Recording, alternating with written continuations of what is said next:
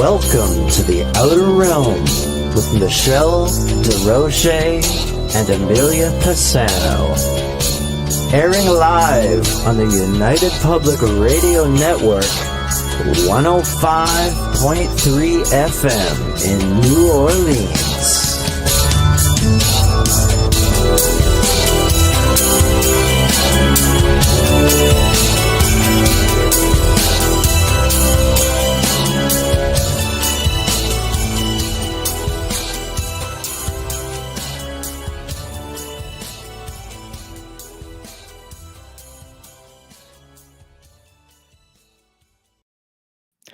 Happy All Hallows Eve, everyone. Welcome to the Thursday night segment of The Outer Realm.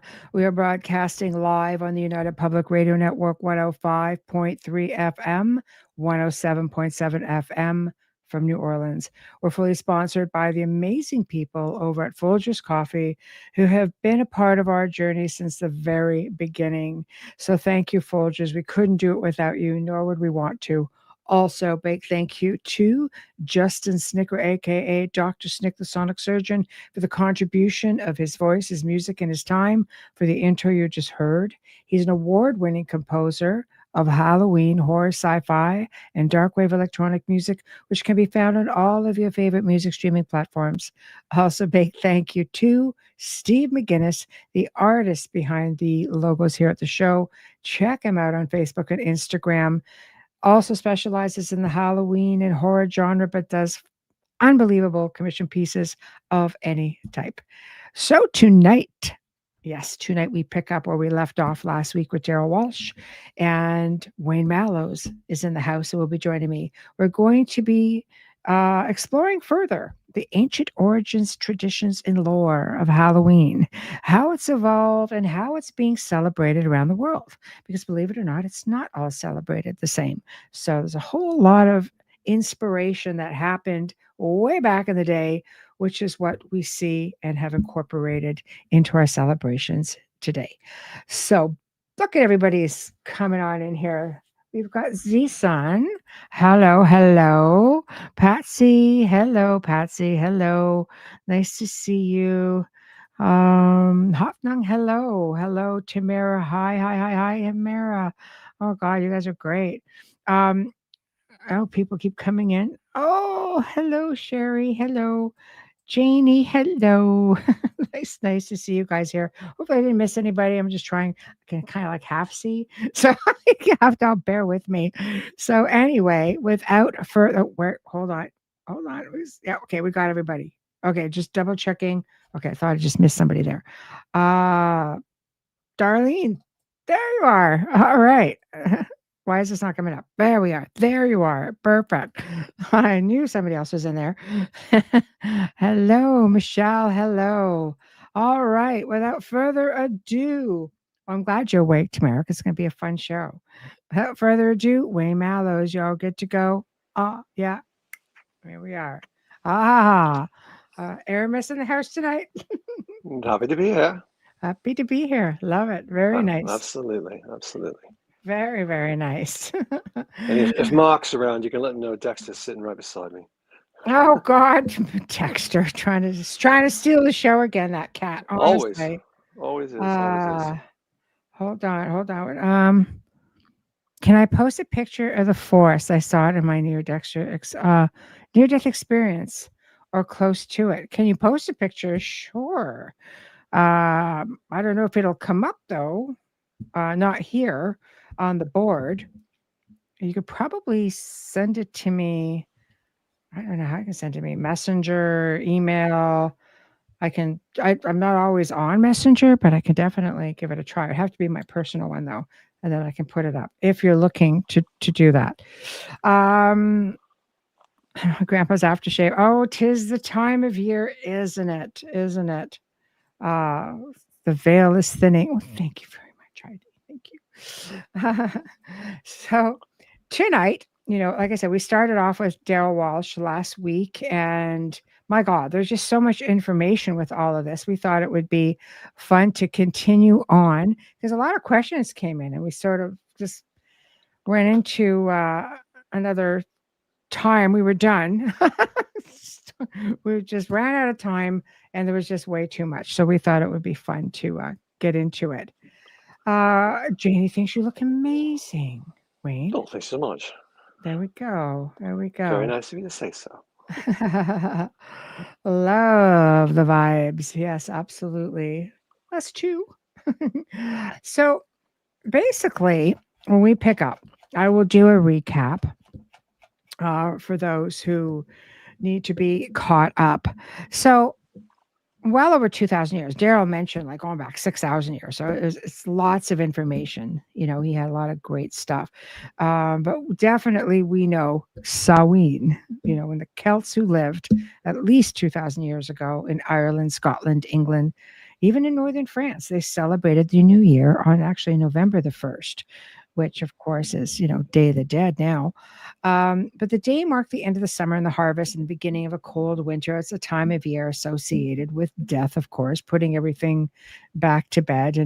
And they believed that on the eve of the new year, which is the 31st of October, that the boundary between our two worlds of the living and the dead became somewhat blurred. So the veil essentially was at its thinnest.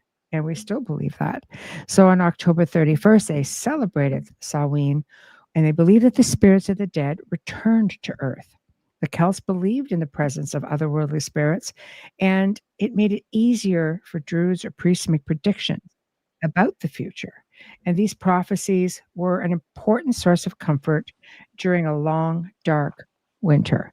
So essentially, it was a time, you know, huge sacred bonfires, people gathered, burned crops, animals for sacrifices, essentially. And, well, of course, made to the deities. They wore costumes, typically consisting of animal heads and skins, and would attempt to tell each other's fortunes.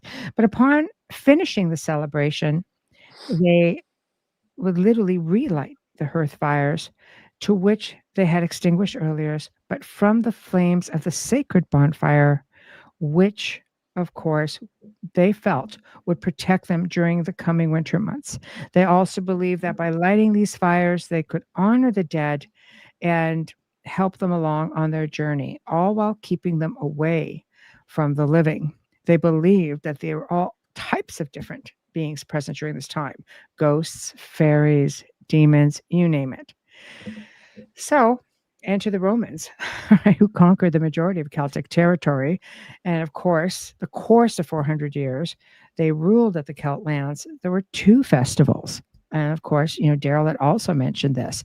There was the Roman origin festival, which was Feralia, and this occurred during or on a day in late October, and the Romans commemorated the passing of the dead. And Pomona, the festival was created in honor of the goddess of fruits and trees, whose symbol was, of course, an apple.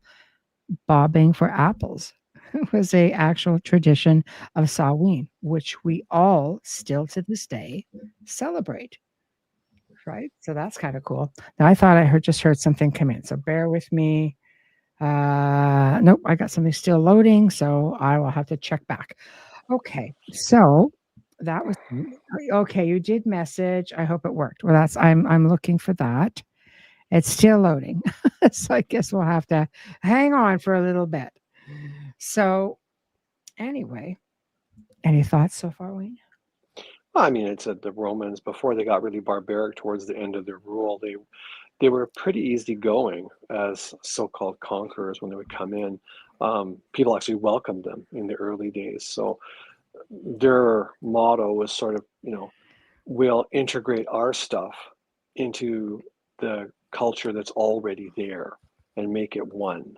You know, so they would adopt and sort of merge their celebrations, their festivities, their beliefs into what was already there. So it was easier to have the people like them, much like some of the way the church works. Yes, yes. Yeah, kind of like that for sure. Kind of like that. Kind of, sort of. Yeah. Yeah. So, well, speaking of the church, of course, they had All Saints' Day, right? And Yep. that came from Pope Boniface the 16th, dedicated to the Pantheon in Rome in honor of all Christian martyrs, hence the Catholic feast of All Martyrs' Day, was established. Pope Gregory III later expanded the festival to include all the saints and moved observance to May 13th to November 1st. So that's like quite a spread in there. By the 9th century, the influence of Christianity has spread into Celtic lands, gradually blended with Celtic, the Celtic rites. And so by the time 1000 AD hit, the church made November 2nd All Souls Day in honor of the dead. And they believe by doing this, the church was attempting to replace the Celtic Festival of the Dead with a related church sanctioned holiday. So, Exactly. yeah. So, with this being said, on All Souls Day, the celebrations were similar to Samhain with bonfires and parades, dressing up in costumes as saints, angels, and devils. This was also called All Hallowmas, which means All Saints' Day. The night before was a traditional night of Samhain in the Celtic religion, and it soon began being called All Hallows Eve and eventually Halloween. So then we get into all the fun stuff. It's always been my favorite time of the favorite time of the year. I mean, we always, how far back, do we Me? celebrate? Oh Well, man. just in general, even just and even just the two of us. I think. I mean, I spent 2 decades just in the field of October being a blur. Okay, Well, yeah, it because was I'm hard so to really busy. celebrate when you think we're both working. Yeah, Like October's like for me and for you in different ways, but we were always busy. And we were lucky to yeah, get Halloween off, for goodness sakes. it's true. It's It true. was tough. It was really tough, but it was fun. I mean, we were never bored, put it that way. No, no, that's very true. Never bored. Never had time to be bored. Um, okay, moving along to the early traditions and beliefs. So Halloween actually used to take place in the summer, believe it or not, close to what Well, was why did called. they move it then? I mean, I, up here in Canada, it's brutal. All the kids up I there know. with their snowsuits on over top of their costume, pretending to be a pirate. That's brutal. They should have left it in the summer. I know. It would have been nice. It was called May Day until the church moved it. It was. You see? I know. I know. Those were early traditions and beliefs, though. So it was believed that the veil between the worlds was very fragile and that the dead could easily come back to the land of the living. So people needed to be very careful, as Halloween night was said to be the night of the fairy funeral. Huh? Right there. The common belief of the time was that all souls of those who had died in the past year would be taken to the gates of hell by the fairies. The fairies couldn't enter as they had no souls, and they were usually in a pretty bad mood apparently, and because of this they would meet you on the road and they would take you with them. So you could avoid this by taking off your coat, turning it inside out, and saying the following: my face to you, my back from you. But Halloween, you also had to give warning with, let's say, throwing water out at night from your home, just in case there was a spirit passing by. You had to say, away, away, dirty water. Not only did the souls of the dead become active at Halloween, but so were other worldly beings, such as fairies and she-hogs. And what it says, they're like a cross between fairies and the souls of the dead, apparently. The pukas, which were half ghost and half fairy. Big fairy influence here. Half fairy beings could do all types of things, such as enter into people's houses to create havoc to the living. And people believe that they would ward off otherworldly beings with a fire. However, most tended to stay indoors and tell stories. This was a very huge belief that their dead ancestors were the best ones to look out for them, to protect them, and that they had a healthy interest in helping the family line continue. Thoughts? There's a lot of things about the throwing the water out around the house and stuff like that because, spooks and mystics and spirits aside, the practical reason for that was not just any night, or not Halloween night, just any night, is if somebody's lurking, like around your house, under your window, planning on getting in, the Mhm. idea was to simultaneously throw a jug of water out the window straight down at all your windows. Yeah. And if someone was lurking, you would hear a different splash, and they would startle them, and they'd run off. At least you'd be aware of it. So it's funny how the reality of it kind of drops into the lore a little bit as well. Yeah. Yeah, I think it's fascinating how they just tend to crisscross around, you know. Just Uh, off. Can I just go off topic for 1 second while we're talking yes, about throwing the water out? yes. Um, Many people, they say, like, the etiquette of, like, my time was, when you walk with a lady, the gentleman always walks on the street side Mhm. of the lady. The lady was always on the inside towards the building. And the reason was twofold. The first one was that horses and carriages that are going by would not splash Mhm. the lady's gown. But also, there was no washrooms. So you would throw the bedpan's content out of the windows. And Right. if the lady was closer to the building, she would be under the awnings. So the gentleman would get the dumping. That's nice. So That they is did, where they that didn't pull that her into a puddle. no, they didn't pull her into a puddle because they were paying attention to the traffic that was going to hit them. So they couldn't watch the puddle as well as the oncoming vehicles. Just saying. Just saying back. All right, moving along. Wow. Throw them under the Hoffman, bus. no, it's still Wow. loading from my end. Yeah, it's still loading from my end. I just checked. Okay, so the dead. It was understood that on Halloween, the dead would come back and administer warnings, conduct unfinished business, bestow gifts, and offer advice. Example, some of these gifts would be like cures, a second sight to assist in seeing the future, great riches by showing people where the money was hidden, a Where? mother who died in Where? Show childbirth me. for, pardon? I said, show me. Where's the money? So, okay, where was I? A mother who died in childbirth, for example, would come back to suckle her child, and this would give the child great power. So, if you misbehaved, a ghost might warn you the consequences, and they could in turn punish you. So, many of the Halloween traditions that we practice today stem from ancient times. Maybe. Yeah. So, poo puddles. Yeah, Mm, just deep water and other. puddles. Oh, we're still on that, are we? I see. Okay. Tamara started it. I don't believe so. Okay.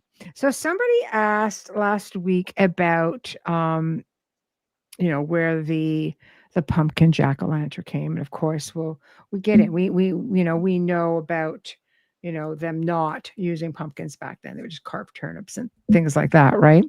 Yep. But here is an 18th century Irish folklore called the Wandering Blacksmith.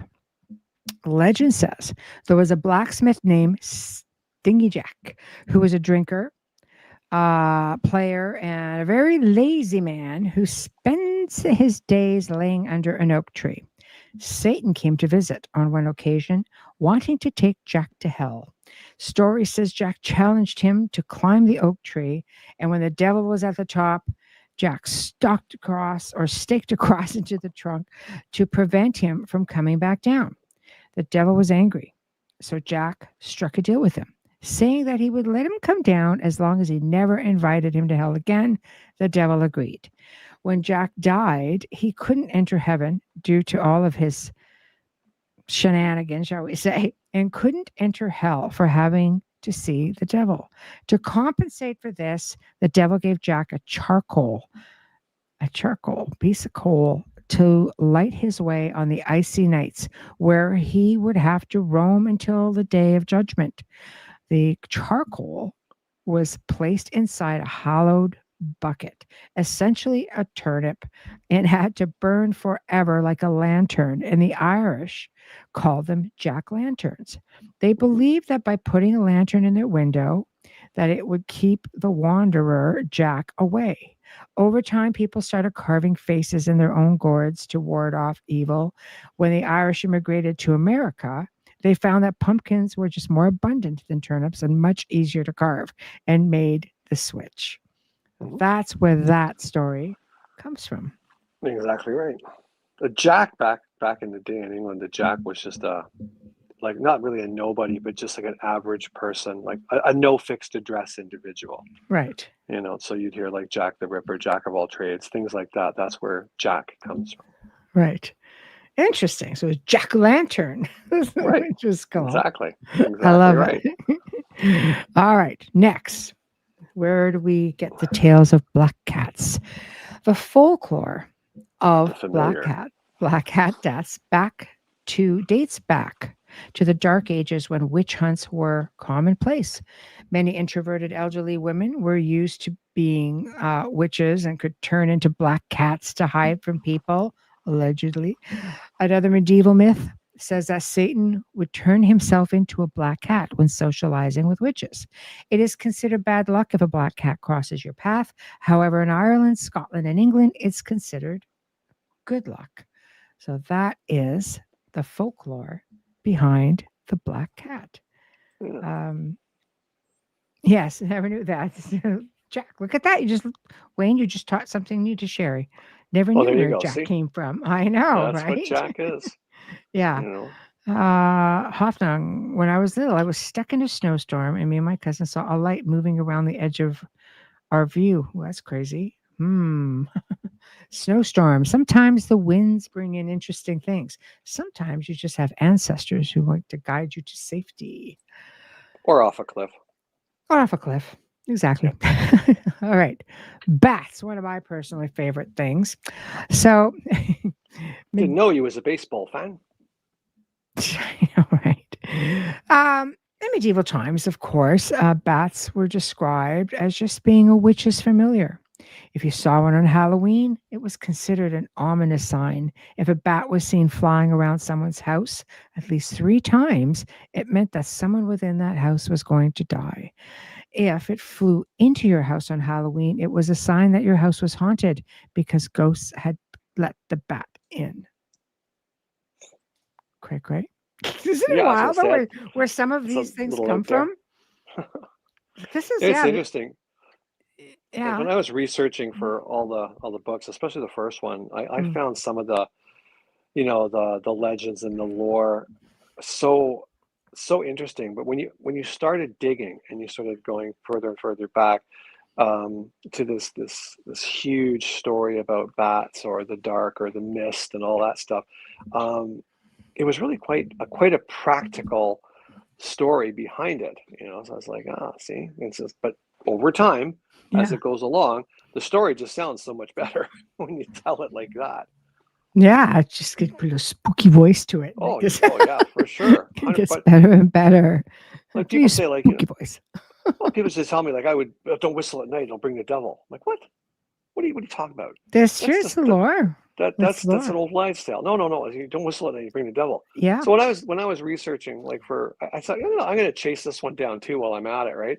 Mm. And because they think, oh, well, so and so was walking home, and they were whistling at night, and they got attacked. Well, that makes sense, doesn't it? Because you don't whistle when you're in the company of others. It tells the bandit you're alone, for God's sakes. There Makes we go. total sense when you do it like that, doesn't it? So, my goodness. Sherry's carving pumpkins while listening to us. I'm jealous. I got to do mine tomorrow. I'm going to be using a jigsaw. Make it fast. Cheating. No, Okay. no, I got to go quick, man. I got no life. We got to hustle. All right. What's next? Spiders. So, Your personal favorite. I know. Like bats and black cats, folklore shows spiders as being evil companions to witches during medieval times. One superstition states that if a spider fell into a candle-lit lamp, it was consumed by the flame, witches were nearby. If one saw a spider on Halloween, then the spirit of a deceased loved one was nearby. Thoughts on the spider? Not really. I mean, I like spiders because they kill everything else in the house, which is always a good thing. I like Did you know Yep. Do you know if you sneeze for no reason, it means there's a vampire lurking outside your house? Well, that would make sense. Well, you sneeze all the time. I don't know what to say. I know. Not me. A vampire in the house. All right. Witches. So today's image of the witch stems from the pagan goddess known as the crone, who was honored during the time of Samhain. The crone was also known as the Old One or the Earth Mother. The crone symbolized wisdom, change, and the turning of the seasons. Isn't it like interesting when you see like where we're at today with Yeah. everything, like the Yep. differences, Huge. Yeah. So Like I'm when you saying, say the word crone, yeah. an enlightened, wonderful woman does not come to mind at all. No, Just no. saying. Yeah. Does that include allergy sneezing, Wayne Mallows? What I said was Yeah. if it's a sneeze for no apparent reason. So Yeah. if you're just sitting there reading a book and you're having a great day, and all of a sudden you get a volley of sneezes, and Yeah. it's not allergy season, you don't have a cold, the lore is that there is a vampire lurking outside your house. Ooh, sketty, sketty, Scary stuff, kids. sketty stuff, sketty. Okay, next, cauldrons. So the pagan Celts believed that after death, all souls went into the crone's cauldron, which symbolized the Earth Mother's womb. They were the souls awaiting reincarnation, as the goddess's stirring would allow for new souls to enter the cauldron so old souls could be reborn. Huh. Isn't that? I love the old folklore and It's much tradition nicer. of things. Much I do. nicer. It's just so much cooler than the commercial side Yeah. Come of here, the little kitty. I'm going holiday. to boil you in my cauldron. There we go, just like that. Yeah. So okay, the broomstick.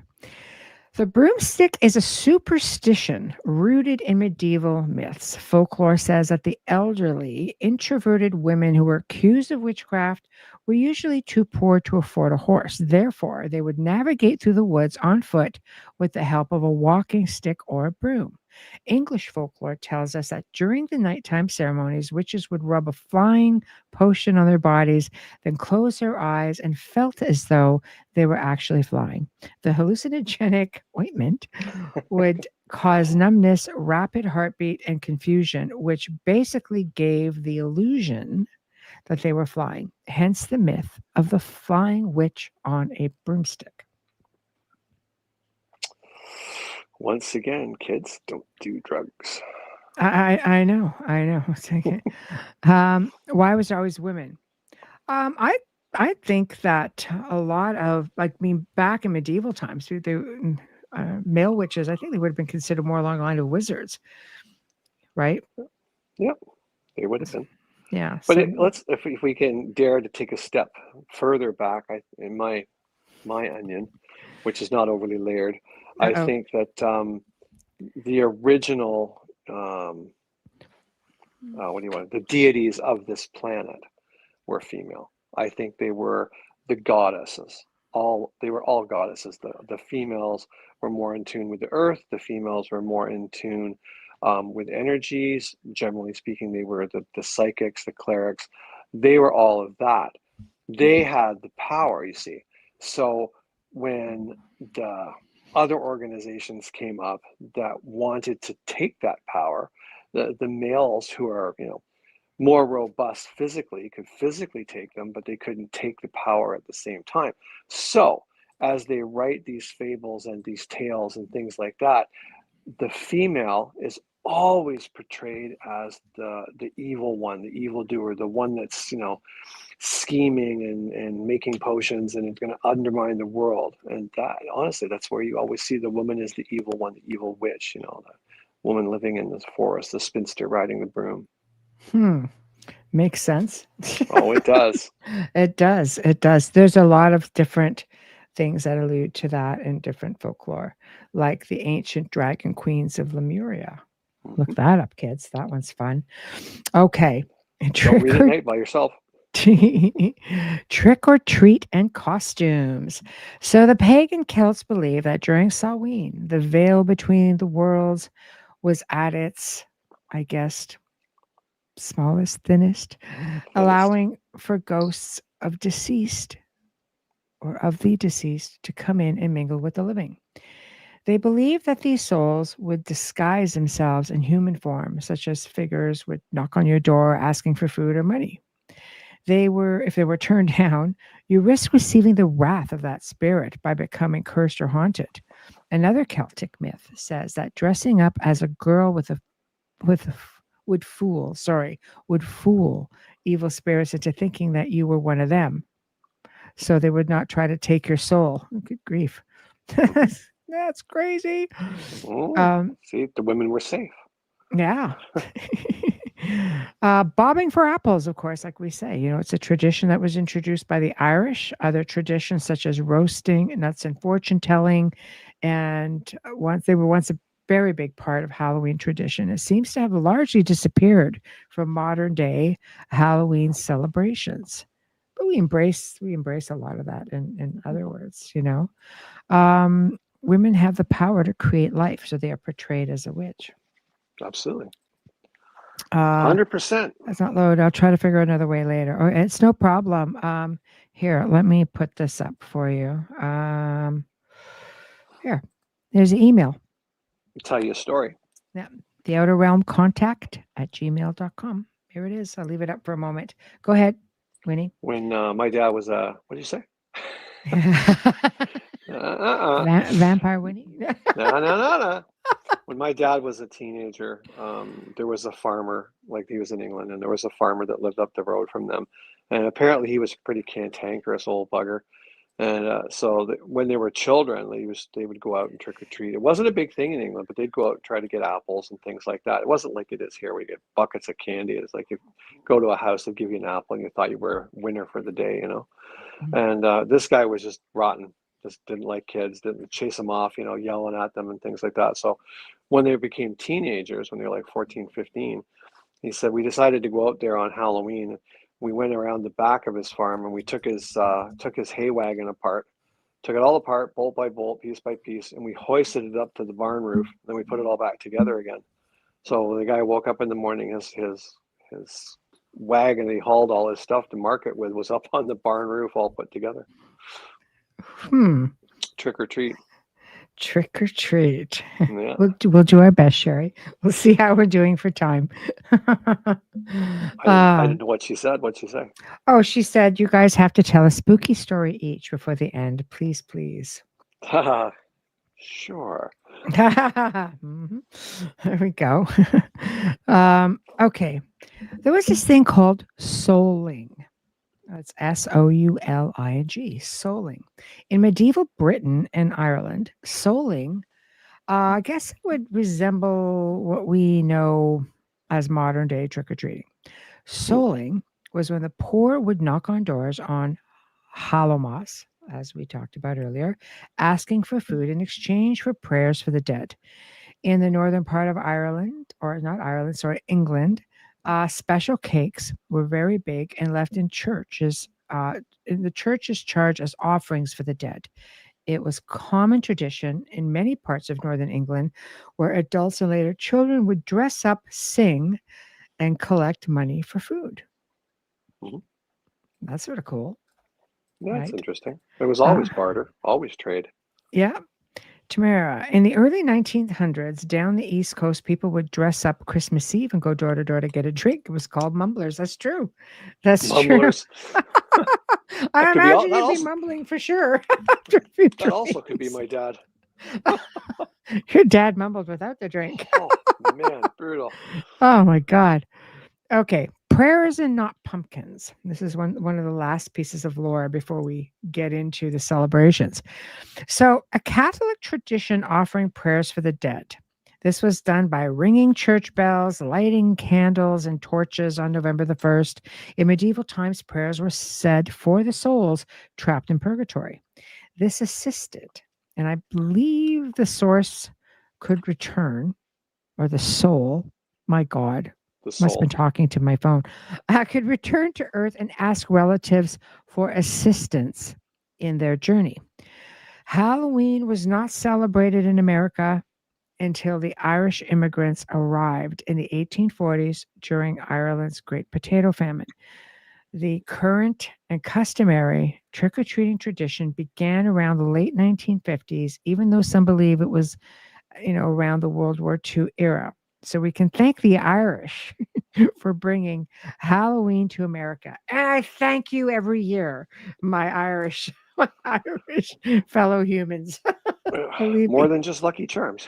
That was absolutely. So, I love the old lore. And I know, when Daryl last week was on. He had mentioned stuff that was even later than that. You guys can catch that archive, of course, anywhere, but YouTube and Rumble if you want to watch the immediate videos. They're on both platforms. So there was a lot, a lot there. But now we get into the fun stuff. Modern days, how Halloween has evolved and how the world celebrates, again, Halloween, the Day of the Dead, right? So I guess if we get into, before we get into all of this, why don't you talk about how you used to like celebrating Halloween? Now we essentially did a whole segment again with Wayne last Halloween on probably a couple of Halloweens. Like we really picked your brain to bits. But I'm feeling it. sorry. So why don't you talk about how you would celebrate Halloween for all these mega years, and then we'll talk Sure. about what you do. Then we're going to get into some different places around the world. We'll Sure. mix I it mean, up. it's interesting for me, just like being the age I am now, I'd say, because when I've seen such an evolution in the celebration of Halloween, because when I was a kid and went trick or treating, like when I was really young, I mean, I'm talking like 4, 5, 6, 7, 8, kind of in that range. Nobody decorated their house. There was like one house that was like 2 blocks away from me, and we'd all like sort of go over there, but it was done up with like orange lights and some green lights, and they had a couple of cardboard tombstones, and like I've never seen anything like it. It was just like, wow, this is crazy amazing, but we were all terrified. No, we're not going in there, it's terrifying, so but it was cool to look at.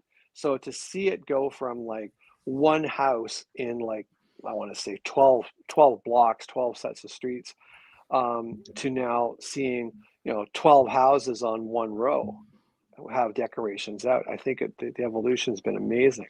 Mm-hmm. But anyway, to like with my own personal growth story here, it was around the time I was 8 or 9, maybe 10 years old, and I was really into the Addams Family and Hilarious House of Frightenstein and the Munsters and things like that.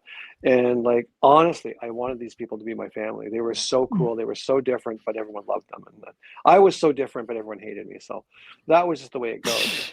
So at that age, around 9 or 10, I decided that I am going to do what the guy did 2 blocks over. But I'm going to do it better. Mind you, I was only 10, right? So I too made cardboard tombstones and wrote names on them and things like that. Put it on my dad's front lawn, and got people come around to get candy and stuff like that. And I had such a good time, like the entire month of October, putting this together, that I no longer wanted to go get candy. That was no fun at all. This was way better, so much better. So I started doing that. And I think on the 3rd year, my dad said, like, "What's the matter with you? Like, why can't you just go out and get candy like every other kid?" And just Weirdo. like, no, yeah, exactly, right. I just didn't understand it. My parents are from England; they don't even celebrate Halloween. Mhm. Now their kids like doing macabre things in the front yard. You know what? I would sit there and I would play with stuff like, making gates move by themselves. I'd put wire and string and things like that and hide it all in the bushes. And kids would come to the gate to open the gate and it would creak open by itself. It was magical. It was so amazing to see it happen. Mhm. And it just inspired me like, wow, all the bullies in my school are afraid to come to my house. Mhm. That's a weapon. Okay. That's a real weapon. Right. So I always used to say for like 12, 11 months of the year, I'm a freak. But for 1 month of the year, I'm a king. And I just evolved. I just evolved from that. So there was no internet. Like I just had to learn paper mache and like chicken wire and, old clothes, Mm. whatever I could find. I would build stuff out of, and I still do. I still build everything out of next to nothing. Yeah. Yeah. Well, why don't we just show one of your latest creations before we move along? You For ready? sure. Now You ready? Yeah. this creation, okay, you got to remember, like, I have not built a Halloween prop, and I did the math the other day, in 21 years. That's how long I've Wow. really been out of doing the performing and the Halloween haunts and things like that. So for me, this was like, I want to do something like really out there, like Mhm. really, really out there for next to nothing, and make the illusion mind blowing. So I think it turned out well. So yeah, Okay. go ahead. There it is. There it is. The floating. That's my Lady. possessed trick-or-treater. Oh, It's a she's fun thing. gold. Oh, it Yeah. is. When I finish her and she's laying out on my workbench outside and stuff, I'm like, I have no idea how this is going to look like. I mean, I just no clue what this is going to look like. I don't know if I have the angles right. I don't know if the weight's right. I don't know anything. So, and this is what it always comes down to every year I was doing this stuff. You spend a week doing something, put it all together, and it didn't work. So I put this thing up in the yard around about 2:30, and by 3 o'clock, I had cars stopping on the street. People were getting out. They were pointing because she's got a pink jacket. You can see her for miles, right? And people are like coming out with their cameras and taking pictures. And one guy come up to me. He's like, "I don't know how you did that. Like, what's holding her up?" There's nothing holding her up. He walked underneath her. It was so good. There's nothing anywhere. It was very interesting. I was tickled, like totally tickled. It really worked out well. So I had to take her down because we have a major storm rolling through the last probably 14 hours. I didn't want her soaked and disheveled and her hair full of leaves. So I took her down, but she's going back up tomorrow. Your Stranger Things mannequin. Yeah, we'll show another picture of it. It's very creative. Okay. 1 second. Getting the second one up. It's just a different angle. Just a different angle. That's what you sent me here. Okay. Yep. That's what you sent me. So that's what I will put up. All right, there we go. But for me, Halloween has always been like trying to create the perfect illusion, with using light or, sound or, something that moves and it shouldn't move, but it does. And you can really get inside someone's head. That was my objective always. You can always have the startle scare. Someone jumps out and goes, boo, you're going to jump, right? Most times you're going to jump. But my idea was like, I want people to think. I want to get right inside their head and really wig them out without even, sort of being in their personal space bubble. Well, mission accomplished. Thank you. Gonna have like a slew of cars stopping by. Oh, we did that. The first hour was just unreal. I couldn't get over it. Like people come down the street, they'd stop, they'd back up, windows would go down, people staring like, is that a girl floating in the air? Like, what is that? Like never mind the cool Grim Reaper for shit's sakes. Oh yeah, but that's a static prop that just stands there. But the thing weighs a ton. Is big and beautiful. Oh, he's big and beautiful. I know. I put him up there. Yes. 1 second. I got the email. Do you want me to just see this, or do you want me to show it? So I just need you to see what you want me to do with it, because I can most certainly check it out after the show if you just want me to have a look-see. That's no problem. She's ascending or being abducted. Leave it to interpretation. Exactly. Go either way with a Halloween bag. It looks like a trick-or-treater just walking up the walkway and like whoop. Okay. So every trick-or-treater is going to question their mortality as they walk to the door. Okay. So I'm going to show this because I did get it. It loaded right away. And oddly enough, it still hasn't loaded on on Messenger. So if you want to type out in the comments, you can explain what this was part of your OBE. So 1 second, I'm just going to put this up, and here we go. Now, this is a forest that you saw during your experience. There we go. All right, that's creepy forest. I like it. I like this forest. See? Yeah, I kind of dig that. I know, right? This is a cool forest. Very cool forest. It was okay, but not without the elk. He goes, yes, this was my OBE, but not with the elk in it. Oh, this is very, very interesting, having an out-of-body experience and ending up in a place like this. See, I love mountains and forests, so this would be like right up my alley for sure. So can I ask how you got a picture of when you're out of body? This is just a representation of. Oh, got you. Thank you. Yeah. Okay, I was just maybe curious. this is a psychic thing. Yeah, I don't know. Yeah, very, very cool. Right. Very cool. The bird thinks it's cool. She's going well. Bird's all about it. Yeah, she Yeah, doesn't Bird's stop. all about it right now. She doesn't stop. That's a very beautiful image. Yeah, it It's looks very like nice. from the Wonderful. Twilight movie. It does. Oh, he says, I wish I was that good, Wayne. Hey, and I never know. You never know. Thank you for sharing that with us. It's outstanding. Okay, so we're going to bounce around a little bit here.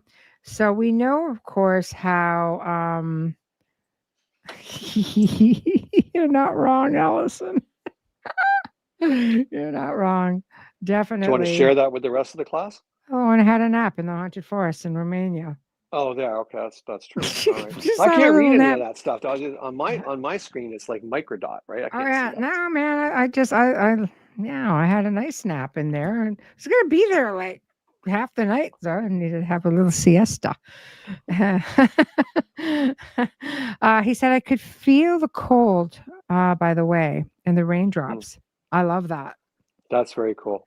Yeah, That is intense. I I love love that. that. That's absolutely just like right in that moment. Okay. And he woke up to the smell of pines. Isn't that amazing? And you're just right there, having an out of body experience and ending up like literally in that moment. In my near-death experience, I could feel the spray from the water. Nowhere Yeah. near as fun as looking at a forest of pines, but hey. Yeah. Still, that's just wiki too. Honestly, it's just Yeah, it's a weird, crazy NDE. it is. Okay. How has Halloween and Day of the Dead evolved? Who celebrates it? How do they celebrate it? So I just popped a few places and thought we would share that up. So of course, Ireland, Scotland, England, Samhain still going on. They still celebrate Halloween with bonfires, games, and traditional foods. One of these traditional foods is called barmbrack. This is an Irish fruit cake that may contain coins, buttons, or rings for fortune telling. Yeah, for example, if you found the ring, it would mean marriage is coming in the new year. If you found the coin, it would mean upcoming wealth. So, you find out coins, you might do all right. So, There you go. I know. Now, I'd be like Charlie Brown. I got a rock. Now, Northern Ireland on the Bank of Foyle, Londonderry is home to Europe's largest Halloween carnival called the Banks of the Foyle. It offers everything from a grand parade to interactive haunted house experiences. That would be right up your alley. I could dig that. House experiences. Yes, you did. Yes, you did. I had 13 years of that. I know. I'm Irish. Maybe something drew me to the vote. You never know. You don't know. You don't might be right on with that. Exactly. You never know. You should try it again and see where you end up. Okay. Mexico, Dia de los Muertos, Day of the Dead. The Day of the Dead runs November 1st to November 2nd. In Mexico, the belief is that the gates of heaven open up at midnight on October 31st, and the souls of children return to earth to be reunited with their families for 24 hours. On November 2nd, the souls of adults come down to join the festivities. So this is how they celebrate it. So Romania, one of my favorite places, of course. Yeah. Initially, celebrations took place November 30th, believe it or not, for the Feast of St. Andrew, the patron saint of Romania. On St. Andrew's Eve, ghosts are said to be about.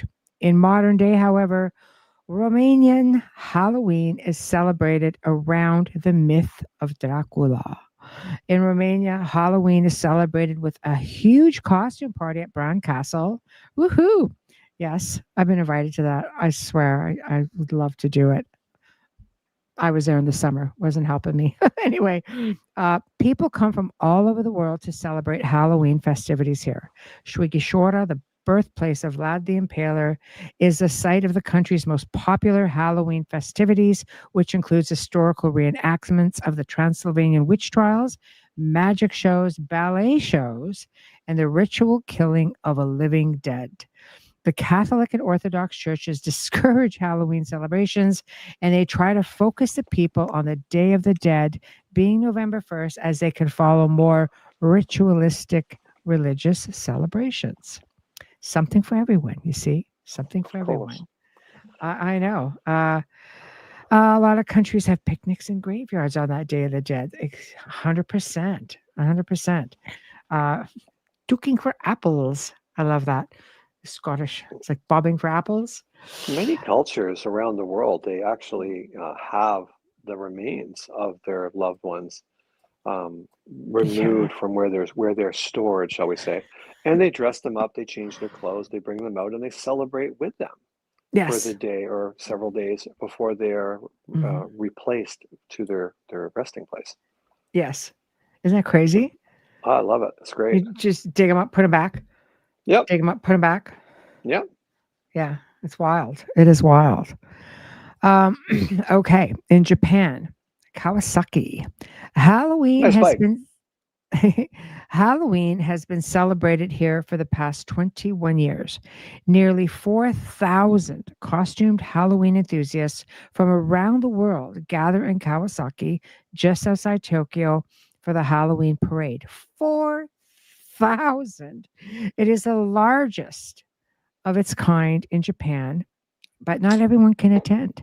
One must apply and pay a fee before the parade begins. Watching, however, is free. But if you want to be a part of the festivities, that will cost you. Thanks, Bubbly. Nice to see you again. That's twice today. Thank you. There's a bonus round of bubbles. Um, the Philippines. I'm going to see if I don't try not to butcher this. Pangangalulua. The tradition here in the Philippines is having children go door to door in costumes where they sing and ask for prayers for souls stuck in purgatory. So that's really fascinating because they are essentially following old traditions out in the Philippines. It's nice. Yeah. No candy for you, little one. No, no, no, no. Mort loves your top hat. Oh, thank you, Mort. Okay, Hong Kong. Ooh, we've all seen movies on this. I'm just saying, the Hungry Ghost Festival. Right, we've seen horror movies on the Hungry Ghost. The festival takes place on the 15th day of the 7th lunar month of the Chinese calendar, which is mid-August to mid-September. So not Halloween per se. People come to celebrate with the belief that spirits around this particular time of year begin to roam the world. They will feed these spirits both with food and money that they will need for the afterlife. They also burn paper, so a little paper house, paper cars, to please the ghosts, as paper items are said to have value in the afterlife. Crazy? Not really when you think about it. In the early days, paper was valued. Not everybody had paper. You shouldn't just go down to the dollar store and pick up a pad of paper. Yeah, no, true. Only the Yeah. wealthy had paper. So if you burn a paper, what's that called? Origami. Hmm. So they would take origami things and they Yeah. would burn it. That's significant. That's showing you really do care. Yes. No, this is very true. Hmm. It's very true. Oh, you missed her. She was on last night. Yeah. You have to just, pop in every now and then. So you're stuck with me tonight. Yeah. um, Austria. So some people will leave bread, water, and leave a lighted lamp on the table before going to bed on Halloween. This tradition was believed to welcome the dead souls back to earth. Austrians believe this night is very, very magical. Nice. I too think this night is very, very magical, ironically enough. So Interesting enough, I have a friend in Germany, and he says we they we don't. don't celebrate it. Like it's fairly new to them. But this is I never grew up with it. Like he's my age. He's like, it's just fascinating to me to listen to you talk about it because here it's only been around the last 15 years. Before that, there was nothing. Yeah, see, that's crazy. in Germany. It's true. I mean, there were some places, we could probably talk about this even as we get into closer to Christmas, but they don't even celebrate Christmas the same way. No. It's crazy, the traditions. We'll have to definitely, gravitate to some of that.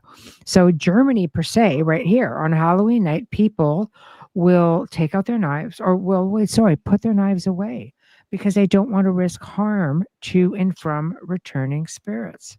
Mm, God, that could be that's interesting. right?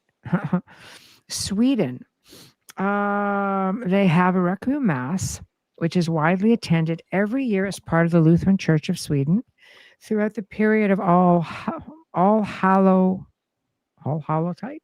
Okay, that's different. Hmm. Which it basically starts on All Hallows Eve. Swedish families visit the church and enjoy the graves of their family members with lit candles and, of course, wearing fashion from the pine tree branches, which is kind of cool.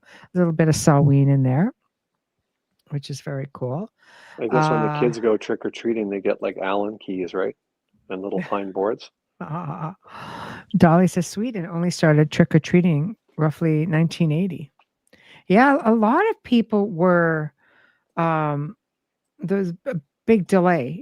I mean, I think we'll go through a few more of these places, but it's amazing to me when I did the research for this a few years ago, how many countries were just starting to come on board. Even they really wasn't any big deal, which I can't understand, but that's just me anyway. I'm a Halloween nut. So Spain, Castañada. So folklore states that this holiday originates around the end of the 18th century and comes from the old funeral meals, as foods such as vegetables and dried fruit were not served. The meal had symbolic significance of a communion with the souls of the departed, while chestnuts roasting and prayers would be said to that person, the person who just passed.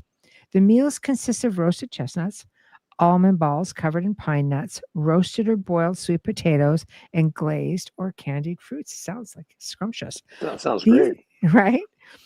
These would be eaten on All Saints' Night, on the eve of the All Saints' Day, and this food was needed for sustenance. That's pretty much as this food was needed for sustenance. Don't put an uncut chestnut in a fire. Just saying. Yeah. Well, it's a lot bigger than that, but yeah, you get the gist. I get the gist. Yeah. France is interesting. Halloween was never celebrated in France until roughly 1996, and people would simply dress up and go to parties. So that's really interesting, 1996, because they were very much into the whole Samhain traditions way back, thousands of years ago. No, but the French, like, in the up and coming, like, they were really into the costume balls. Like, But, they yeah, had the very extravagant. masquerade ball. Oh yeah, Yeah. all times of the year, not just in the Yeah. fall. They Yeah, really yeah. went extravagant on the masquerade balls. Yeah, it's true. It's true. They were huge into that. A lot of communities and countries did not celebrate Halloween or Christmas. 100%. You're right. Mhm. Very, very right. And yes, for some of us, it is a state of mind. Some of us get really offended if Christmas stuff comes out before Halloween is even over. Oh man, I can't tell you the number of times younger years, I'd walk around like this all the time. And people are like, "Hey, dude, nice costume." I'd be like, "What? This is my everyday attire, man. This is how I dress. It's just how I am." Is that You know? weirdo? Yeah. Yeah. Hey, yeah, it's not Halloween for another month. Yeah, I know. Thank you. Appreciate that. Yeah, thanks. Yeah, it get to be a little much. All right. Italy. Ognissanti. Bubbles probably knows this. All Saints Day, November 1st. Festivities usually begin a couple of days before by leaving fresh flowers on the graves of the dead. People would also pay tribute by placing a red candle in the window at sunset. They would also set a place at the table for the spirits that they hoped would stop by for a visit. See how it's just like a time of like renewal.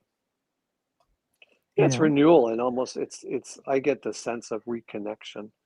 reconnection to loved ones, reconnections to people that have moved on without you, and I find it really nice. Yeah. Oh, I'm big on anything that is, me. I love the ancient lore.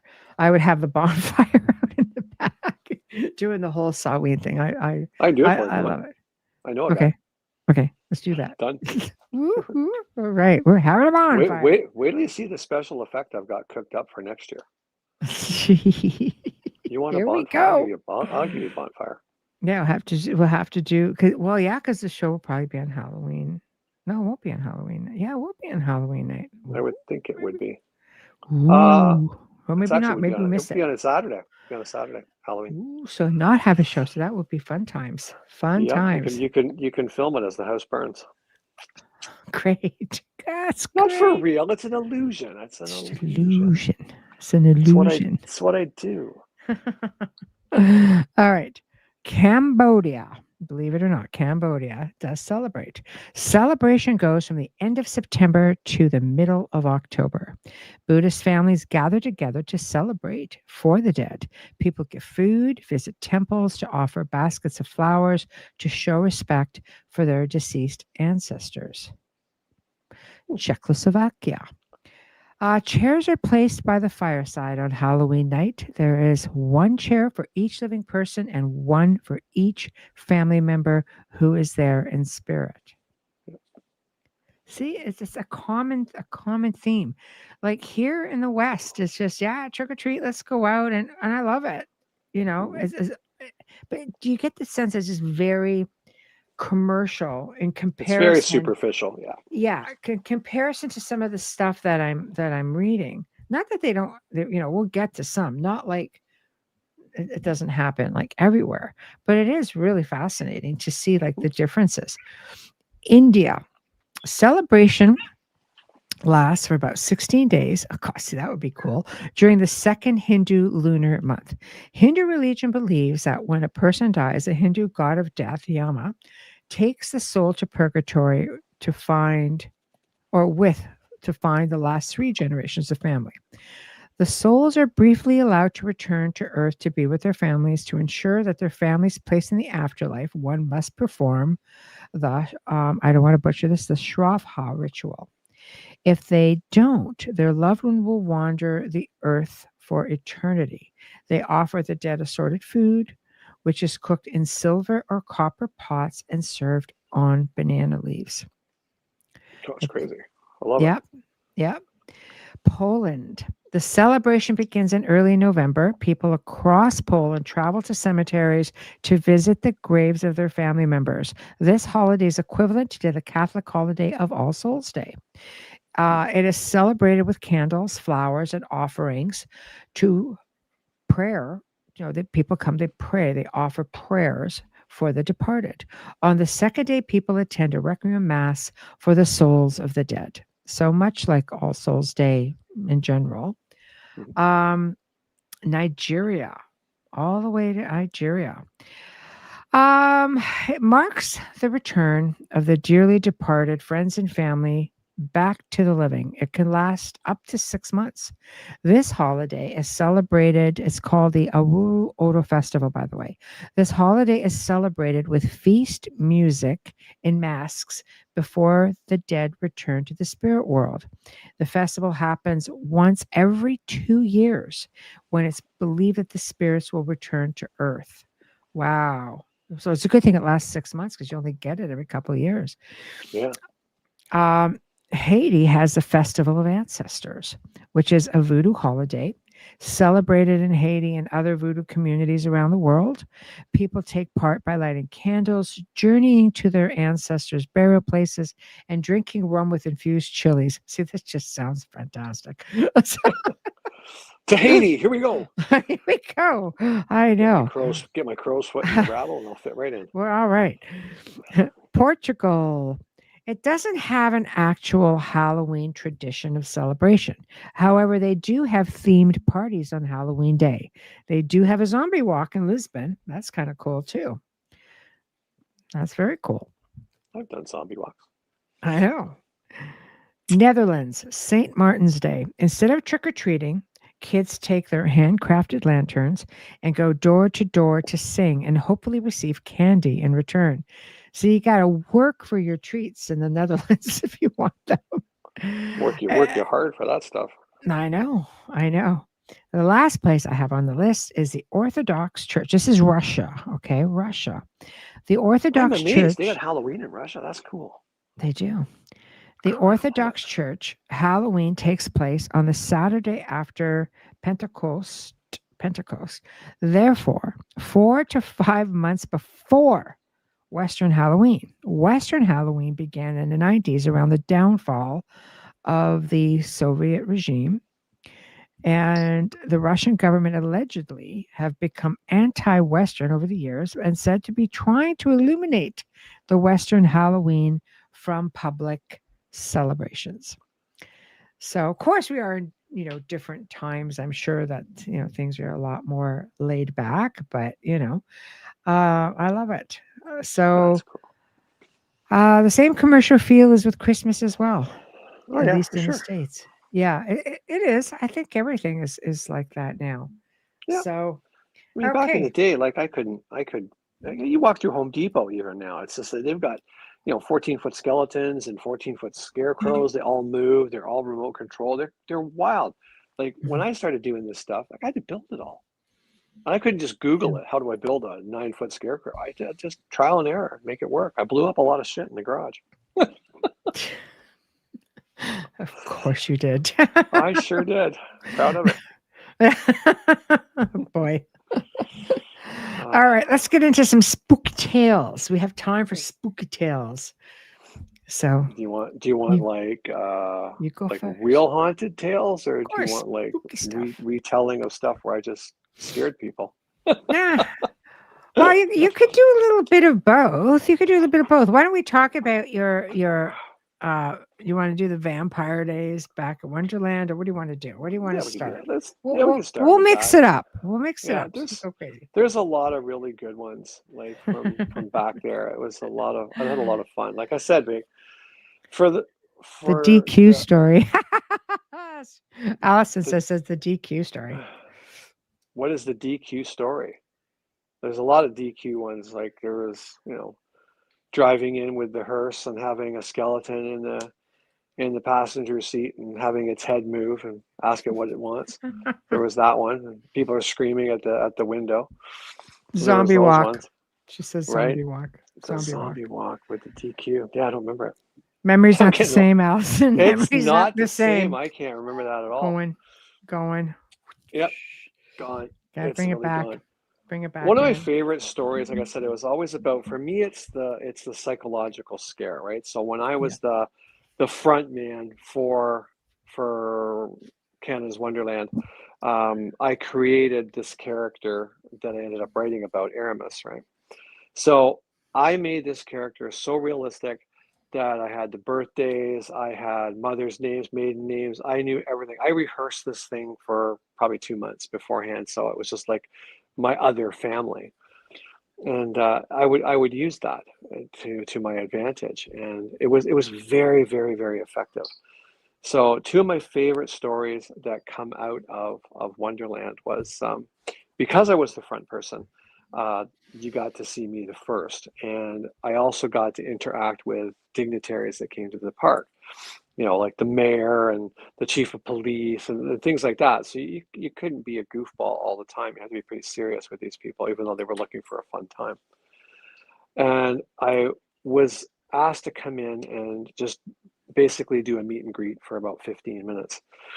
So I did that, and all in character. I never broke character unless one of the park managers asked me to physically break character. I need to talk to you about something. Okay, fine. But I got in there, and I guess the head of entertainment, she came to talk to me, and she said, "I really appreciate you coming in." And she's like, "Are you cold tonight?" And I'm like, "I'm cold every night," but I do it in character, right? So I'm cold every night. Don't worry about it. I'm fine. And so she said, I didn't even think, she goes, "If you have a few minutes," she goes, "I can have the chef put together a sandwich for you if you'd like that." And without even thinking about it, I just sort of went, "Oh my goodness, thank you. But I had a little someone on the way to the park tonight." And that woman just went like, you could see the shudder go through her. And it was like 3 hours later, she comes to talk to me. She goes, I know you're fooling. I know you are. But she goes, with the way you said it and your body language, she said, I almost felt sick to my stomach for a minute. She goes, I didn't know where I was for a split second. Like it was just too real for me at that moment. Perfect. Nice. That's perfect. And the Allison. other story that, Go ahead. Go ahead. No, go ahead. No, She says girl over the counter. Girl over the counter. Sounds kind of wrong, but I think she's just supposed to know where you're going with it. And I was like, the one that I think she's talking about was at the pizza at Wonderland, where like I basically leaned right over the counter, like bent right over and leaned right into her because I had blackout contact lenses and everything. I pulled my glasses down, and this girl just melted. She was just like, "What the hell are you?" And she ran all the way back behind the pizza ovens and wouldn't come out. That was a lot of fun. So that I don't remember a DQ one like that. I really don't, unfortunately. I know, Mark. That's what I said. I can't read what Mark said, but go ahead.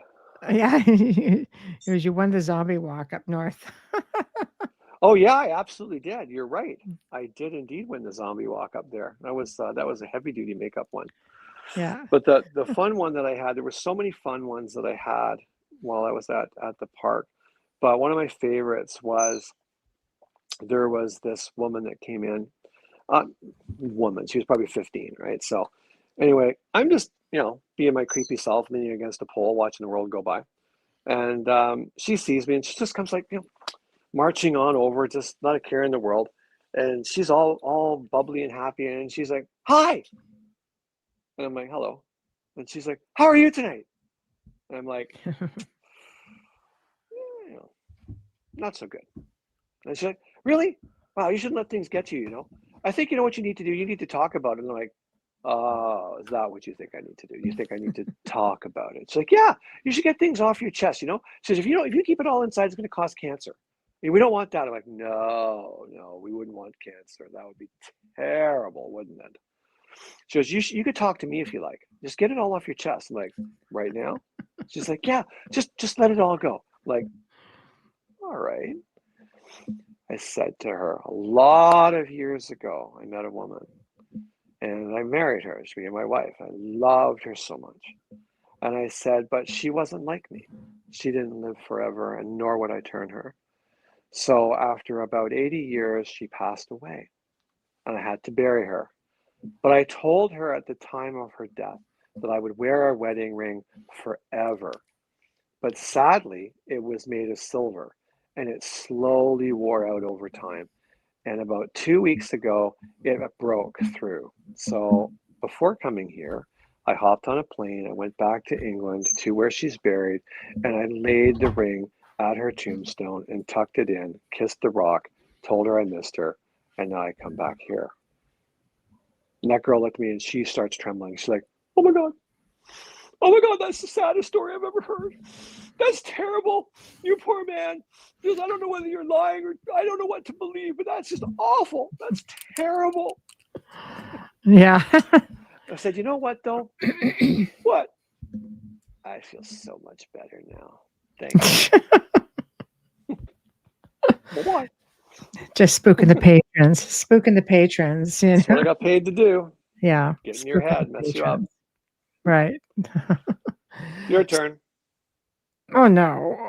Well, we'll give it like a real spooky tale. Give a real spooky tale now. A real spooky tale. Yeah. Oh, I can talk. I can tell spooky tales anytime.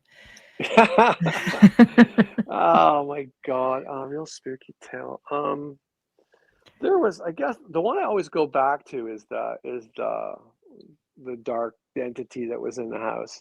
Yeah. Right. That was probably, and I've told it before, so I'm sorry if it's boring, but that was unequivocally the scariest thing I had ever experienced in my life, nor do I wish to ever relive that. But it was November in the old house, and I was living alone. and it was me and my cat, and my cat had no voice. Like, he was a stray and he didn't have a voice anymore. Like, he just ate dirt and rocks until his vocal cords were wrecked and he couldn't speak anymore. So anyhow, I went to bed that night. The house was cool and it was very quiet. The house was extremely quiet, which I didn't really put much to. It's November. The tourists are gone. Nobody's around. Neighbors aren't around. The house is by itself. So here we are. And so, I went to bed and I woke up hearing this weird noise, which turned out to be my cat at the end of the bed, just freaking out, like just screaming, like he found a voice somehow. And he was just yodeling. And I went to reach down to touch him to just like calm him down and realized I couldn't move. So Wayne's logical brain kind of says, it's sleep paralysis. You woke up to a strange noise and just breathe through it and, give it a second and you'll come out of it, right? Anyway, seconds mount, cat's freaking. I'm not coming out of it. So, all right, this is a problem. So I can't move, but I can rotate my head. I can do this, right? So I look down at him and he's looking across my chest over to the corner. So I kind of look over there. And that's when I realized that there is such a thing as a darker than dark, because I slept in a room with no light at all. I didn't like it. Didn't like light. So I look over and there's this thing in the corner. It's blacker than black, and it took up the entire corner of the room. And those ceilings were 10 feet tall. So I'm like, oh, shit. Oh my goodness. Okay, so there's some real crap going on here. So anyway, I trying to look back at the cat. Cat's losing his mind. And then I realized, wait a minute, I can't breathe. Like, my heart rate's going faster and faster and faster. I can't breathe. It's like my chest is locked up tight. And I'm like, this is not good. Okay, this is seriously not good. I've got to do something fast. And I'm trying to will myself to move, and I can't do anything. And finally, I forced my voice into being and screamed out a whole pile of expletives, which we won't go into, but it was very loud.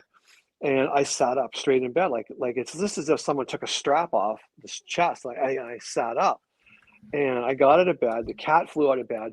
I walked out of the bedroom. Cat flew down the hallway, spun around on the floor, and looked back at me, and then crouched down and looked through where my legs were, back into the room, and just was like hissing and growling and carrying on. I'm like, wow, this is intense. The room is freezing. I'm freezing. And I'm thinking, like, okay, well, Michelle's always said, never challenge these things, but don't let them push you around either, right? So I walked back in the room, and to reclaim my space, right? So I walked back in there, Mr. Brave, not. And I'm walking around the canopy bed, and I'm saying all the time, it's like, you're not welcome. You weren't invited. This is my space. Get out of here. You can't be here. This is my sanctuary. It belongs to me. And as I come around the canopy bed, I look up, and we have crown moldings that went around the room. And up on the crown moldings was what I thought was one of these big fall moths that we get sometimes in Ontario. And they're pretty good size. They're pretty nice, but they're beautiful. They're not dangerous. They're just huge. So I looked up at that and I went, oh wow, look at that. And it's dimly lit, mind you. It's not bright. And then I looked at it again, and they were actually orange, yellowy orange, but they were the size of a couple of grapefruits. And I'm like, wow, well, that's not a moth. What is that? And then like little black slits appeared in the grapefruits, and then they blinked. Just really slow like that. And I was like, I was so flipped, because I realized not only can I see whatever it is up on those crown moldings, is it was looking at me. I was, oh man, that was just like someone punched me in the chest. And I just screamed at the top of my lungs, like, get the bleep, bleep, bleep out of this house. And it disappeared. But man, I was rattled. I had never experienced anything like that in my life. So fortunately, my bestie at the time, she does this sort of thing. So I'm feeling fairly confident that I could get help. So grab the cat, go to the parlor, sit in the room, sit in the chair, grab my cell phone, and I am shaking so much. That was before talk to text.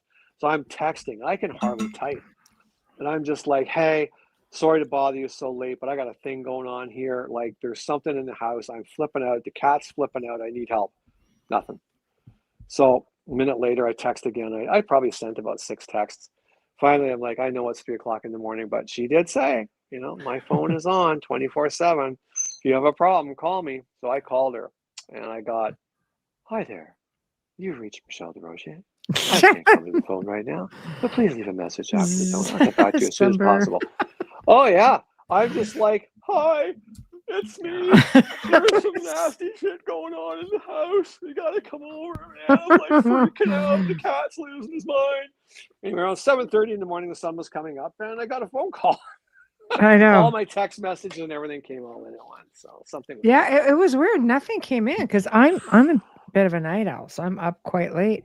Nothing came in at all. And in the morning, it was just like a barrage, like bing, bing, bing, bing, bing, bing, bing. And I'm yeah. Oh, what yeah. the hell? You know, and I'm not an Oh, early man. riser. So needless to say, it's 7 Yeah. a.m. Bing, bing, bing, bing, bing. Queen of the Dark Oh, Realm is not happy with me. But like, yes, I what have the hell? never experienced Yeah. something that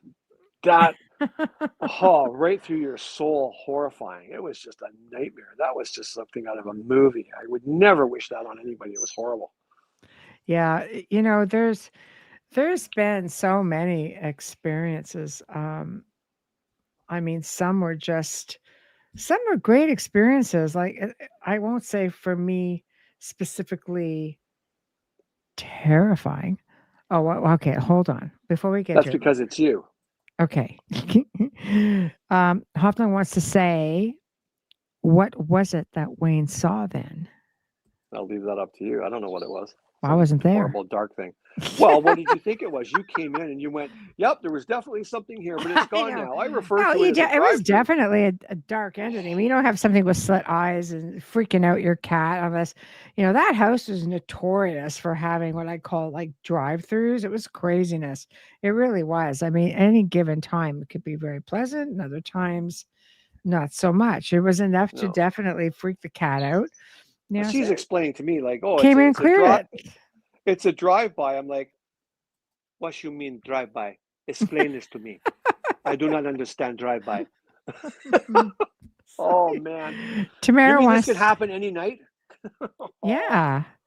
Tamara No. says, "Did you sleep with the nightlight after that?"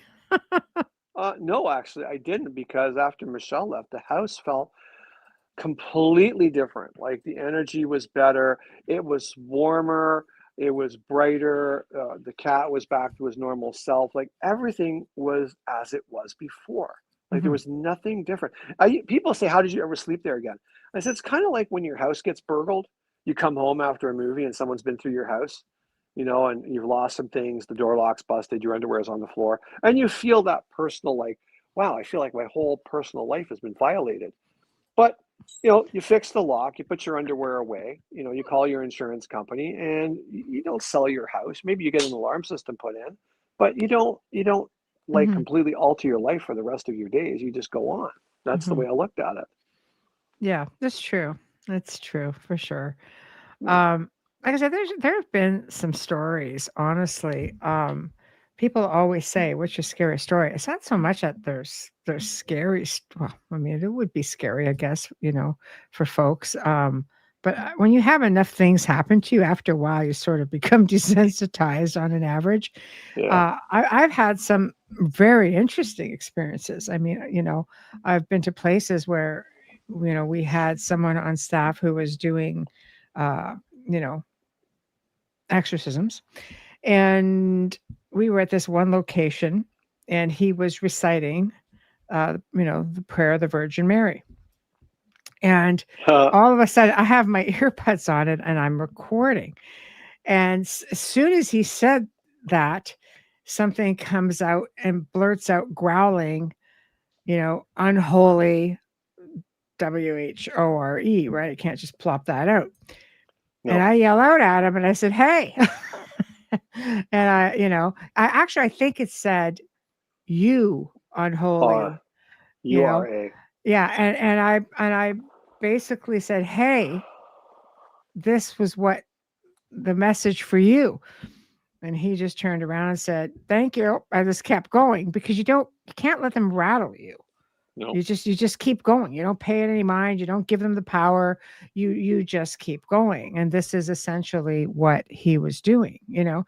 But I mean, we've had so many experiences. I can't tell you the amount of experiences that I've had with things in my space and walking into, many, many different homes, just being, things just coming right to your face and rushing you or rushing at you. And you're sitting there having to figure out, okay, what am I up against here? Yeah, better you than me. My son's, he's an adult when he was living with me at the time. He was probably 21, and he called me like freaking out one night that he was in his room and he was doing a beautiful mural, because he's an artist, and someone started rattling the doorknob and nobody was home to his room. Like it was shaking and shaking, and the door started shaking violently, and he was just beside himself. He goes, finally, he was like, I got up, I ripped the door open, and there was nothing there. So he goes, I ran down the stairs, and I could hear someone running down the stairs behind me. I got to the kitchen, I called you. He goes, there's something in the house. And I'm just like, well, what are the cats doing? He goes, well, they're sleeping. Yeah. Okay, good. So there's like, It's a good sign. It's residual, man. Believe me, if there's something in that house, the cats would be losing their mind. Just take a breath, relax. It's just something. There's probably the lady of the house is like, because that used to be what his room was the old man's house, or old man's room. So they were probably having a violent discussion about it, and she's like, you better open that door or else, kind of thing, right? Yeah, that's true. Mhm. There's all kinds of different, different experiences. Like I wish I could. People say you should just write a book and put them all in the book, but it's really hard to pinpoint one over the other. I could write a book for you. You just have to tell me what to put in, and I'll write it for you. You know that. I don't have time. Let's I make don't it have point time to form. do I'll figure things. it out. Yeah, I know. I just get a voice recorder and just start going. You know what I mean? Oh yeah. But there's I don't know. I think if you're just meant to do things, you're meant to you better have the fortitude for it. I remember being called by a woman whose sister was again in trouble. And remember, after a while you sort of desensitize yourself. Again, you just sort of tell yourself it's not that you don't feel fear, it's not that you're not unnerved.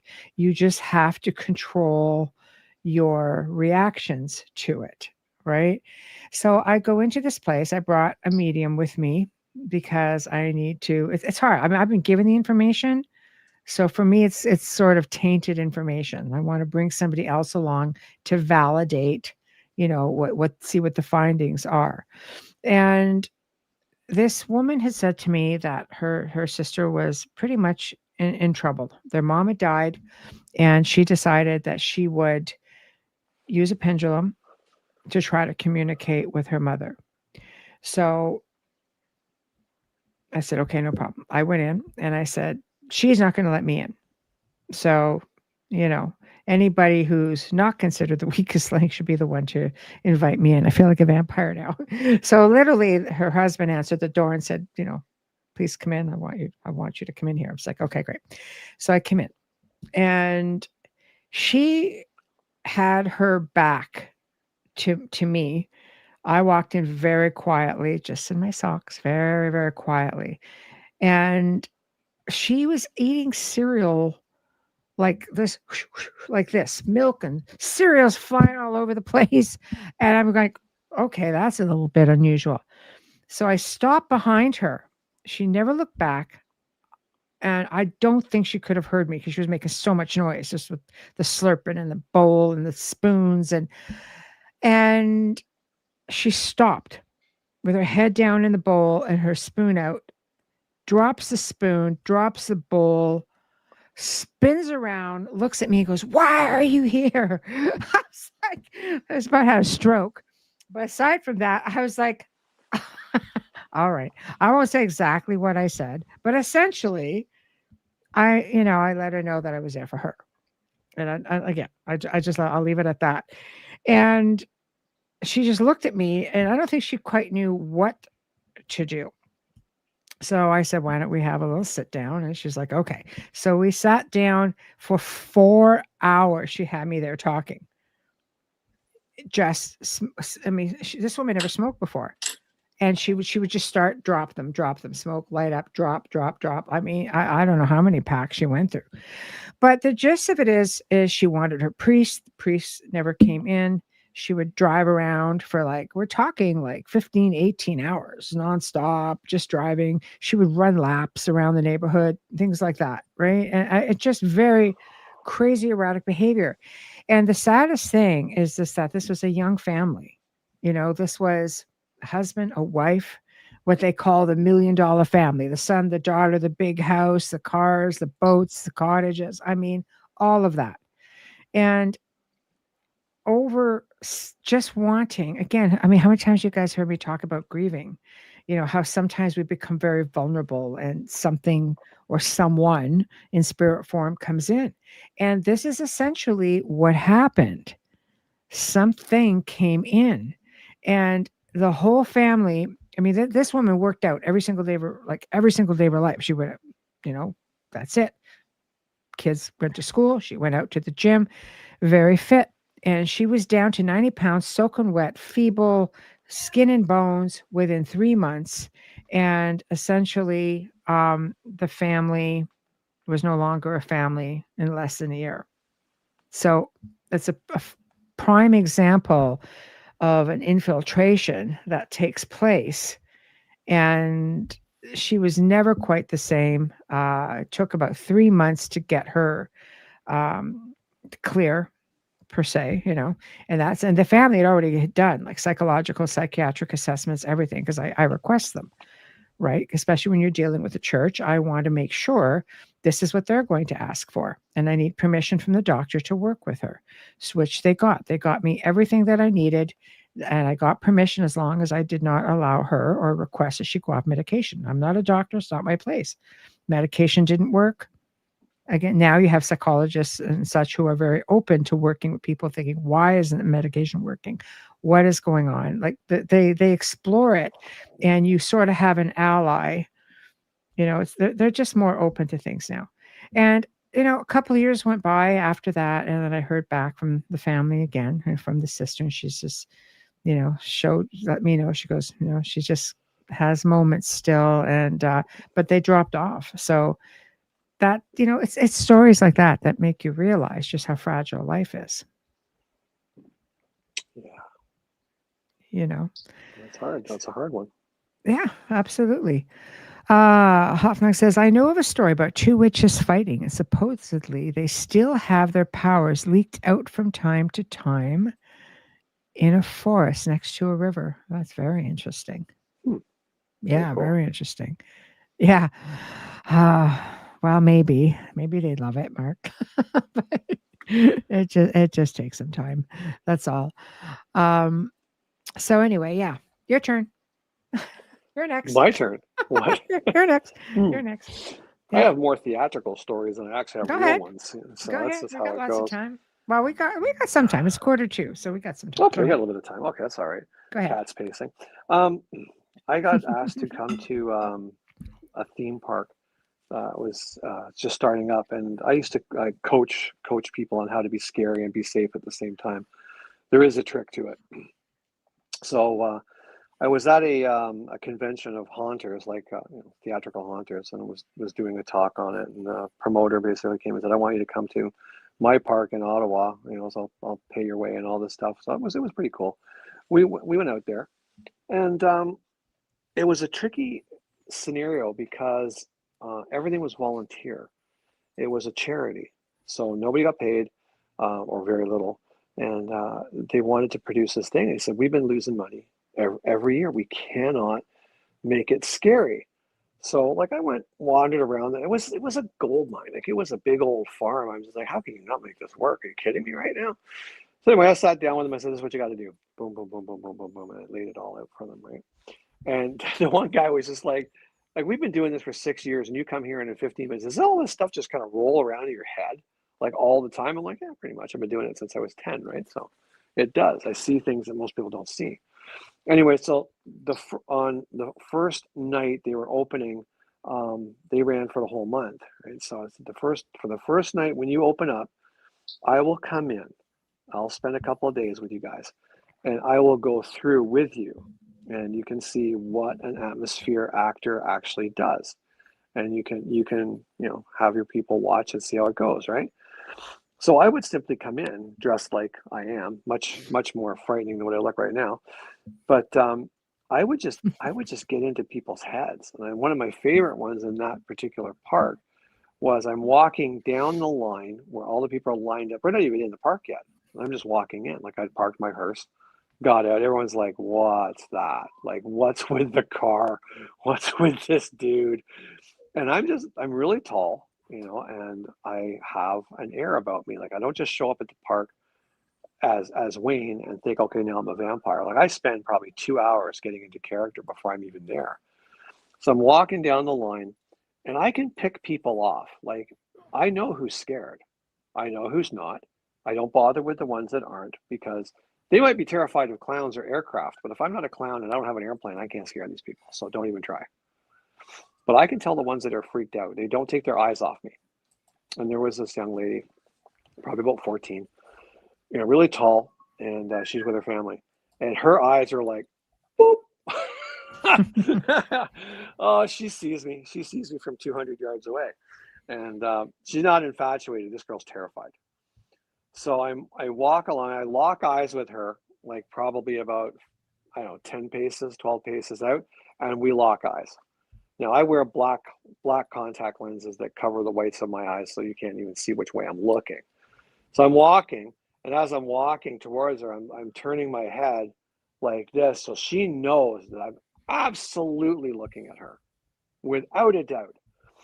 And as I walk past, I keep turning my head until I'm like literally looking backwards, walking past her, and she's just will not break the gaze, right? Until finally I just slowly look forward and keep going, and she starts losing it. As soon as I break my gaze and keep going, she starts like freaking, and her parents are like, "Will you get a grip?" And she's just like, "No, I want to go. I want to go home." And they're like, "We're not going home. We're going in." She goes, "No, I'm not going in. I need the keys to the car. I'm going to go sit in the car." They're like, "Don't be ridiculous. You're coming in with us." And the one mother grabs her and she's like, "You need to pull yourself together." This girl grabs her mom by the shoulders and goes, "Mom, did you see that guy? He had no eyes." Like, this girl was having an absolute meltdown. And the organizers were just like, "How is this? How does he do this?" Right? Yeah. It's magic. So yeah, That's that's a funny. lot. That's sort of a lot of fun with me. So I get into that sort of character, and then we don't go away. No. I'm No. here to stay. Sorry to say. Yeah. Great So yeah, tales, though. a lot. Oh yeah, there are a lot of good memories. I have a lot of good memories of the different haunted places that I went to and stuff. One of the ones I went to, I got lost. It wasn't even it was just a get together in a small town, and I'm rolling up in my hearse. No GPS back then, just a map, right? And I got this big old Gothic coach, and it's a funeral coach. So, and I'm dressed like this, only worse. And so I'm like, I got to stop, figure out where I am. I don't know where I am. So I see the cross streets. I'm like, okay, I'm gonna just pull over here. And as I'm ready to pull over, I see like a little gas station, and there's like a sip and bite donut shops in there. I'm like, oh, perfect. Okay, I'll just pull in there. I'm off the road, so that's ideal. So I roll into this coffee shop, and it turns out in this little nowhere place in the middle of nowhere, it was the little Gothic hangout for the local goth kids, right? Mm. So I see I drive in, all their heads are Uh-oh. like that, right? It's awesome. So I figure I'll give them a show. All right, we'll give them a show. So I get out of the car, I take my map out, and I lay it on the hood of the car, right? So that's what I'm going to do. And like, I've got rotted fingernails, and I'm all pale, and I got all my veins accentuated and stuff, and I've got tattered clothing and little lace around my arms and stuff. And I start looking at this map. Well, I guess they send the alpha goth kid with the plastic pants out to talk to me. And so he comes over very cautiously, but he puts the car between me and him. So I'm on the driver's side, he's on the passenger side, and the hood is like 9 feet long. And he stands and looks at me for a minute, and he goes, "Hey, you're not from around here, are you?" So I look up like this, and I've got the blackout eyes, so you can't see my eyes. And I look at him, I'm like, "Are you John?" And he's like, bolt upright. He's like, no, no, man, I'm not. I'm like, "Do you know where I can find John?" He's like, no, man, I don't know. And I just put my head down and start looking at the map. This guy runs like his butt's on fire into the donut shop, and I'm looking over my glasses like I'm still looking down, and he's like this in the donut shop. I promise you, he is telling someone, get on the phone, call John. There is a guy looking for him, because in a small little country town, I promise you, there is a guy named John somewhere. And I also promise you, to this day, there's a group of people that go, "Dude, seriously, do you remember when that guy came to town? The guy with no eyes, and was looking for John? John, did he ever come? Did he ever find you?" "No, man, I hid in the shed. I didn't see anybody." That's a good stuff. Every day is a party for me. Every single day is an opportunity. He goes, someone like me might hit on Wayne if he did that where I was at, and I'm not even kidding. You guys crack me up, though. You really do. Yeah. You're awesome. Got the best chat room ever. We do. Well, that is Or a you good do. way. What? Go ahead. What? No, I said we have the best chat room ever, and I went, "That's actually you. I'm usually in the chat room." I just wanted to clarify. Hey, we've had bonus 3 open discussions. Great. This month, because it is spooky month, but I have so many requests. So we book up quite a few weeks ahead, and I think in the new year we're going to try to go from 1 open discussion to 2 a month. Y'all welcome. Y'all welcome. Because people just really love them. So I love just having things that are so informative. There's a lot of requests, and we're going to have a lot of new faces joining us as well, and it's going to be another awesome year ahead. I mean, we've got great people coming up. So why don't I just get into that? Biggest troublemakers, is the biggest troublemaker coming back? Or you're gonna have to ask, like, dare I ask? We have a lot of great people, but yeah. So let me just get into next week's guests. Okay, so Tuesday, my fellow UPR and host here at the network, Laura Lee Potvin, and I are going to be discussing celebrity deaths and conspiracies. It's going to be good. The Paul McCartney story, Michael Jackson, Elvis. There's so many. We just want to like bend our minds and hopefully take a few people with us. It'll be fun. Wednesday, Reinhard Denke and E.B. David are going to be here to discuss their book, The Orb Incident. And I'm literally looking forward to this because it's just something that happened. One night, I'll give you a little bit of it. In the summer of 1982, something extraordinary happened in a silent forest in upstate New York. Something that would alter one man's life forever. And more than 4 decades later, screenwriter Reinhard Denke unexpectedly uncovered a long hidden truth when a casual acquaintance, E.B. David, shared the harrowing details of that night for the first time. It goes on. It's going to be awesome. Thursday, Tobias Wayland is to return with a discussion on strange tales. So it's all going to be awesome. Let's not forget the Halloween party on Spirit Switchboard tomorrow, 6 p.m. Eastern until we don't know. But her guests, all of us UPRN hosts, we're going to be bouncing in and out, and we're going to be sharing stories, having a few laughs. Come and get to know the hosts that you may not have the opportunity to see. We have over 30 shows here on the network with a lot of amazing content and great, great people on board here.